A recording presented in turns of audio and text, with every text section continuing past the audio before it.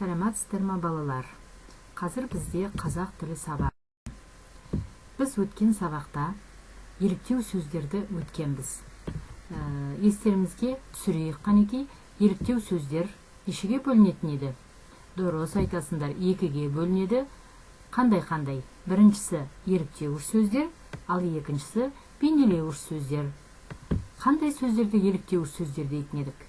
Яғни дыбысқа еліктеуден пайда болған сөздер, бұл еліктеуіш сөздер деп аталады да, ал табиғаттағы түрлі құбылыстардың бейнесін елестетуден пайда болған сөздер, олар бейнелеуіш сөздер деп аталады.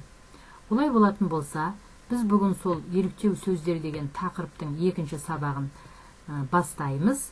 Бұл жерде сендер тірек сөздерді қатыстырып мақала жазып үйренесіңдер, және болашақтың көріктері деген тақырыпқа байланысты бірнеше тапсырмалар бар, мәтіндер бар. Солардың ішінен еліктеу сөздің түрлерін айырып, және соны сөйлемде қолдана білесіңдер. Олай болса, әрмен қарата жалғастырайық. 52-ші тапсырма. Жұмбақты оқып, шешуін тап. Сымға асылып, жүр асығып, дыз-дыз етіп жүрегі, сымнан ұстап жүреді. Өзіне адам мінеді, ол не? Ал кім біледі? Дұрыс айтасыңдар, бұл троллейбус. Троллейбус яғни біздің көліктің түрі. Сонымен осы сөйлемнің ішінде еліктеу сөз қайсы деп ойлайсыңдар? Дұрыс, дыз-дыз еліктеу сөз, жақсы. Олай болатын болса, көліктің қандай түрлерін білесіңдер троллейбустан басқа? Сендер үлкен қалада өмір сүргеннен кейін қаладағы қаншама көліктердің түрін жақсы білесіңдер. Олай болса, қалай ойлайсыңдар, ауа тазалығын сақтау үшін болашақта қандай көлік пайдаланылады? Яғни осы тақырыпты үйден жақсылап тұрып ойланасыңдар, және өзің қандай көлік ойлап табар едің? Яғни болашақта түтіні жоқ, ауаны бұзбайтын, ластамайтын қандай көліктерді сен ойлап табар едің? Міне осы сұрақтарға жауап ойланып, үйден сендер осы өздеріңнің ойларыңды жазып келесіңдер. Так, тірек сөздерді пайдаланып, болашақтағы көліктер тақырыбына мақала жаз. Бұл тапсырмада балалар үйге қалады, үйде орындайсыңдар. Яғни тірек сөздер тұр алдарыңда: болашақ, көлік, ұшатын көліктер, жаңалық, әуежай, кемежай, ұнатамын, саяхат, су көліктері деген тірек сөздерді пайдалана отырып, сендер осы тақырыпқа шағын ғана мақала құрастырып жазасыңдар. Енді келесі тапсырма сөйлем талдау, яғни сөйлемді құрастырып, мен қазір сендерге екі сөйлемді беремін. Осы екі сөйлемді сөйлем мүшесіне талдаймыз. Бірінші сөйлем. Алматыда жаңа әуежайдың құрылысы басталды. Алматыда әуежайдың құрылысы не істелді? Басталды. Дұрыс, бұл баяндауыш. Ал Алматыда не басталды? Құрылыс басталды. Бұл жерде құрылыс бастауыш. Яғни басталды баяндауыш, құрылысы бастауыш. Ненің құрылысы басталды? Әуежайдың. Кімнің ненің деген сұраққа жауап беретін бұл толықтауыш. Қандай әуежайдың? Жаңа әуежайдың. Жаңа қандай деген сұраққа жауап беретін сөйлем мүшесі бұл анықтауыш. Және жаңа әуежайдың құрылысы қайда басталды? Алматыда. Бұл қандай сөйлем мүшесі? Қайда? Дұрыс, мекенді білдіреді. Бұл ойларыңа түсіріңдер, пысықтауыш. Дұрыс айтасыңдар. Енді осы сөйлемдегі сөздерді сөз табына талдайық. Алматыда, түбірі Алматы, зат есім. Жаңа, қандай, сын есім. Әуежай, не, зат есім. Құрылысы, түбірі құрылыс, не, зат есім. Басталды, не істелді? Бұл етістік. Екінші сөйлемді көрейік.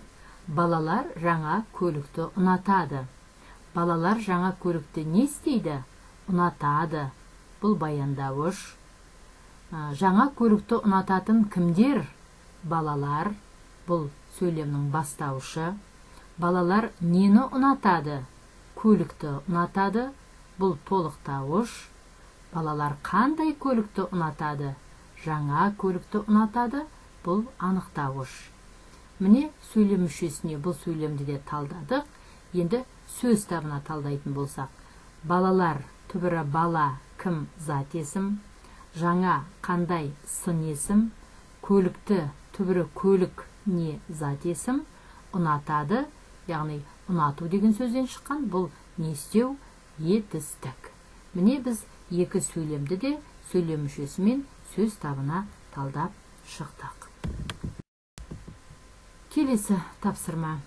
Мәтінді оқып еліктеуіш сөздерді тап. Оқушылар мектептің ауласына жиналды. Олар тауға саяхатқа бармақшы. Машине гүр-гүр етеді. Балалар машинеге отырысымен гүрілдеп солай жөнелді. Так, бірінші тапсырма. Қарамен жазылған сөздерді салыстыр. Қайсы еліктеуіш сөз, ал қайсы етістік екенін ажырат. Қарамен жазылған сөздер, біріншісі гүр-гүр. Гүр-гүр қандай сөз деп ойлайсыңдар? Бұл еліктеуіш сөз бе, әлде етістік бе? Дұрыс айтасыңдар, бұл қандай сөз? Еліктеуіш сөз. Ал екінші гүрілдеп, не істеп деген сұраққа жауап береді, бұл етістік. Бірінші тапсырманы біз аяқтадық. Енді екінші тапсырма. Гүрілдеп сөзін құрамына қарай талдап, түбір сөздің қай сөз табы екенін айт. Жалпы гүрілдеп деген сөздің балалар, гүріл, яғни гүріл деген сөздің мағынасы, түбірі гүріл, гүр-гүр еткен, яғни гүріл деген дыбыс дегенді білдіреді. Гүріл, бұл не? Бұл дыбыс, гүріл. Олай болатын болса, гүрілдеп деген сөздің түбірі гүріл, не? Гүріл, яғни бұл түбір сөз, зат, есім болып тұр. Тамаша, бұл тапсырманы біз ойдағыдай тадық. Келесі тапсырмаға назар аударайық. Сөздерден жұмбақ құрастырып жаз. Озады, уақыт, соғады, сырт-сырт.